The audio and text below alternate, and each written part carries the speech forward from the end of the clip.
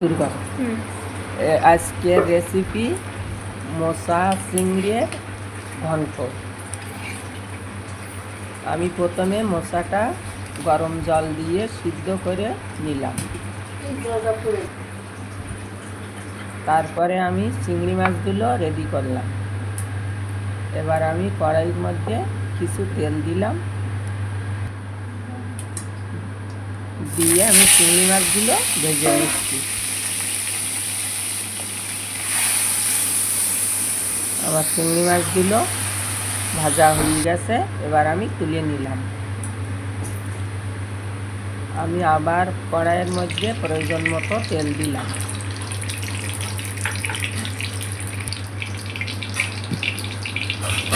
এবার আমি তেলের মধ্যে শুকনো লঙ্কা, তেজপাতা, গোটা গরম মশলা ও জিরে দিয়ে দিলাম।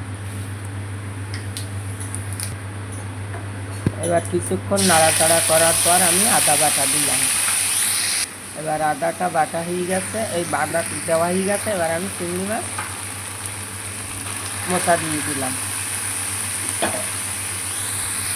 এবার মোচা দেওয়ার পরে মোচাটা কিছুক্ষণ তেলের ওপর নাড়াচাড়া করলাম। করার পরে এবার আমি দিয়ে দিচ্ছি হলুদ গুঁড়ো, জিরে গুঁড়ো, ধনের গুঁড়ো, স্বাদ মতো লবণ দিয়ে আমি কিছুক্ষণ নাড়াচাড়া করলাম। তারপরে আমি আবার দিচ্ছি কাশ্মীরি লঙ্কা, কটা কাঁচা লঙ্কা।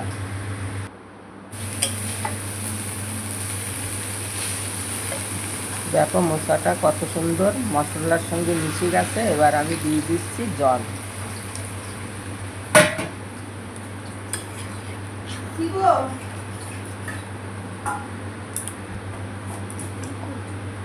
জল দিয়ে তারপরে আমি এবার চিংড়ি মাছগুলো তার উপরে দিয়ে দিলাম।